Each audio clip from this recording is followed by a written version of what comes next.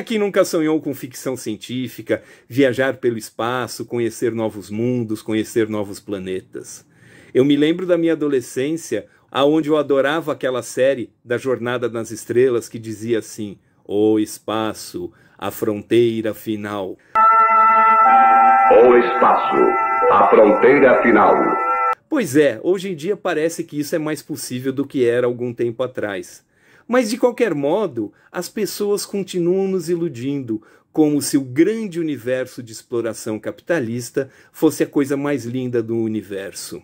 De qualquer jeito, os pressupostos que estão por detrás do avanço tecnológico em direção à exploração espacial não são os mais puros possíveis.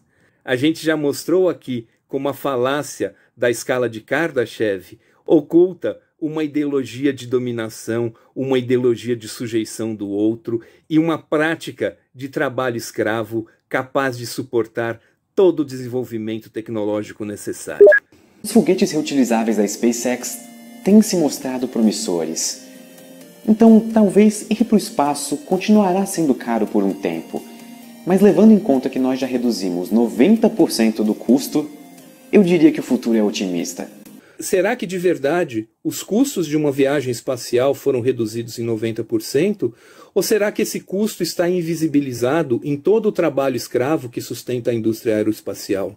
Vamos começar pelo termo exploração espacial ou exploração interplanetária. A palavra explorar, vocês sabem muito bem o que significa. Vamos dizer que se a gente tivesse que traduzir o termo capitalismo em uma única palavra, muito provavelmente exploração seria uma boa escolha. Pois bem, falamos em explorar o espaço. Falamos em colonizar. Colonizar nos remete às colônias. Colonizar nos remete a quando a economia dominante do mundo, por meio da força, por meio das armas, exterminou quando necessário as populações existentes aqui no chamado Novo Mundo, justamente para servir aos seus interesses. A ideia de colonização espacial passa justamente por isso. Passa por aproveitar ao máximo os recursos que porventura existam no espaço e que porventura possamos trazê-los para a Terra. Para quê? Para ter mais e sempre mais lucro. E para poder fazer com que a roda do capitalismo gire novamente, tornando os ricos cada vez mais ricos e os pobres cada vez mais pobres. Um dos conceitos aplicados à ideia de exploração marciana é terraformar, ou seja, vamos transformar Marte na nossa Terra.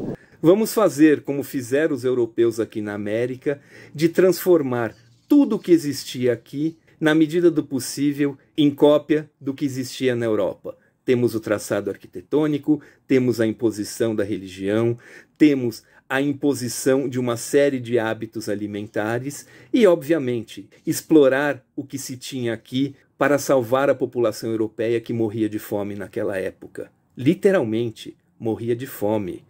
Houve uma grande crise que 1/3 da população europeia foi dizimada pela peste e pela fome. 1/3 é bastante, né? Graças à exploração dos recursos nessa nova terra, é que a população europeia pôde ficar mais forte para explorar mais, para matar mais, para dizimar melhor. É isso que o conceito de exploração espacial implica. Mas quem faria isso? Obviamente que não é o Elon Musk. Obviamente que vai ser algum coitado. Vamos ver esse vídeo do Space Today, do Sérgio Sacani,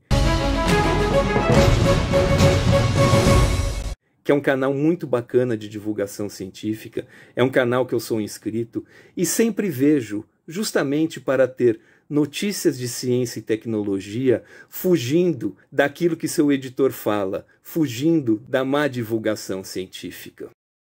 Podemos ir para Marte, nossa vida está praticamente garantida lá, o ser humano vai poder viver lá tranquilamente, porque já sabemos produzir oxigênio, e a outra coisa muito importante é a água. E agora, a ESA e a NASA fizeram os melhores mapas até hoje da distribuição da água em Marte. Ou seja, é só pousar ali, produz oxigênio, pega água e tá tudo bem. Em primeiro lugar, ele fala, ora, a existência humana em Marte já está garantida porque já sabemos como obter oxigênio e já sabemos aonde estão os recursos hídricos e como podemos obter água daí. Já sabemos hoje, por exemplo, em Marte, como produzir oxigênio. O MOX lá, aquele aparelhinho que está no Perseverance, produziu oxigênio. Então, é possível sim pegar o CO2 que está na atmosfera marciana, quebrar ele e produzir oxigênio. Então, isso é muito bom. Se fosse assim tão fácil, não existiria sede no planeta Terra, não existiria fome, não existiria problema ambiental pelo excesso de CO2, o aquecimento global, o efeito estufa. É só pegar essas maquininhas que eles tanto se vangloriam e, ao invés de usá-las em Marte, vamos usá-las aqui na Terra. Marte não tem água líquida na sua superfície, tem bastante água congelada nos polos, mas Marte tem água também na subsuperfície. E isso é muito interessante, porque é o seguinte, né? Você não vai querer mandar o ser humano para Marte e mandar ele lá perto do polo. Lá condições são muito extremas assim para ele poder sobreviver. Mas e se tiver água na subsuperfície, em determinadas camadas ali fáceis de serem acessadas, aí sim a gente mandaria o astronauta para perto dessas regiões e aí ele poderia levar um MOX da vida para produzir oxigênio e também fazer uma perfuração ali leve, tranquila, rasa e obter água. Então é uma ideia que parece muito boa.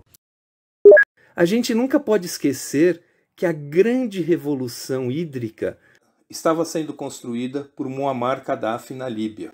Era chamado o Grande Rio Subterrâneo. Era a maior obra de engenharia hidráulica do planeta.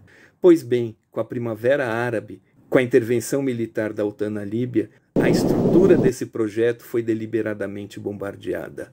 Ora, ao invés da gente se preocupar em como poder ter água em Marte, a gente poderia tentar garantir a água potável no planeta Terra. Você deixar uma nação árabe ser autossuficiente em água potável, criar uma tecnologia que permite que outros países também possam replicar, seria algo muito prejudicial à liberdade, por assim dizer, do mundo ocidental. A liberdade de poder explorar mais e mais para dominar mais e mais, e para que cada vez os ricos possam ficar mais ricos, à custa dos pobres que ficam mais pobres. Apesar de todos os absurdos autoritários de Muammar Gaddafi, no seu tempo, cada cidadão líbio recebia em sua conta corrente ou em dinheiro uma parcela dos royalties do gigantesco volume de negócios que a Líbia fazia com a extração de petróleo. Lembrando também que em Marte a gente pode viver muito bem nos tubos de lava. E imagina só, se um tubo de lava desse não está numa região com esses minerais hidratados, e aí a gente entra dentro do tubo e ali dentro você encontra um veio de água bonitinho para você explorar. Já pensou que demais? Então é isso aí. Praticamente, né? Nossa vida está garantida no planeta vermelho. Podemos ir para lá, temos o mapa da água, sabemos produzir oxigênio e a radiação a gente entra dentro dos tubos de lava e fica ali quietinho. Quando o Sérgio Sacani fala que para resolver o problema da radiação é muito fácil, o ser humano pode viver dentro de Marte e ali seria uma maravilha. Ele fechadinho dentro do seu tubo lávico, com a sua maquininha de produzir oxigênio e com a sua maquininha de extrair água da argila. Vivendo para quê? Fazendo o quê? Fechadinho dentro desse tubo. Ora, a resposta a gente já sabe. Ele estaria fazendo aquilo que os escravos atuais, homens e crianças, fazem na República Democrática do Congo. Digo, República Escravocrata do Congo, extraindo o cobalto tão necessário não apenas para os carros elétricos de Elon Musk, mas principalmente para toda a indústria tecnológica da exploração espacial. É o seguinte, hoje já existe meio que um consenso aí entre todo mundo que fala sobre exploração humana no espaço, de que para a exploração ser realmente efetiva, nós temos que saber utilizar os recursos que estão lá naquele determinado objeto. Então, por exemplo, você vai descobrir onde está a água na Lua, para quê? Para os astronautas irem lá, pegar água, vão quebrar a água, além de ter água, eles vão ter oxigênio quando você quebra a água e vão ter hidrogênio, que é combustível de foguete. Então isso aí é muito importante. Veja bem, como sem querer ou como sem querer querendo, o discurso do neoliberalismo ele é defendido. Vem aí a fusão nuclear, Vem aí a energia do futuro que vai resolver grandes problemas do nosso planeta. Se você está aí minimamente acompanhando as notícias atuais, você está vendo o grande problema que a Europa está passando hoje, porque o presidente da Rússia, o Putin, ele falou que vai cortar o fornecimento de gás para a Europa. Isso quer dizer que ele pode congelar a Europa. Ora, falar que a crise energética é um grande problema para a humanidade porque a Europa, por ter entrado numa barca furada de colocar sanções à Rússia, corre o risco de ter um desabastecimento energético. Ora, isso é um problema da Europa, não é um problema geral da humanidade. E certamente não é um problema geral para a maioria da humanidade. Vamos falar em termos absolutos de população. A população russa não está preocupada com o desabastecimento energético da Europa. A população chinesa, a população indiana também, toda a população do terceiro mundo também não estão preocupados com o desabastecimento energético da Europa. De algum modo, isso impacta aqui pela oferta de energia e pelos crescentes altos custos. Mas o problema não é energético, o problema é político. É aquilo que diz o excelente analista internacional Pepe Escobar. Isso é um problema gerado pelo próprio otanistão. Se você chegou até aqui, você certamente concorda que um dos grandes problemas da atualidade é o neoliberalismo. E o maior problema que a gente tem hoje em dia é a sujeição cultural a essa doutrina sem que a gente se dê conta. Quando a gente menos vê o sonho da humanidade de conquistar o cosmos, na verdade é uma grande estratégia de mercantilização do universo. Não é necessariamente uma conquista da humanidade. É uma conquista financeira para alguns humanos em detrimento de outros que já na atualidade se sujeitam ao trabalho escravo e certamente em a exploração espacial avançando nesses moldes, a escravidão e a exploração máxima dos futuros mineiros espaciais. Não tenha dúvidas de que esse horizonte está claramente equacionado por aqueles que investem recursos financeiros nessa linha de negócios. Se você gostou desse vídeo, por favor, ajude a divulgar o nosso conteúdo, se inscreva, divulgue o canal, traga seus amigos. Também é muito importante que você use os comentários para deixar a sua opinião. Aqui nós respondemos a todos, e se a sua opinião for divergente, não há nenhum problema, pois o respeito à diversidade de opiniões é um fundamento básico não só da ciência, mas também do convívio democrático. E se você gostou desse vídeo, não esqueça de dar o seu like, com um forte e retumbante L de like. Nos vemos na próxima.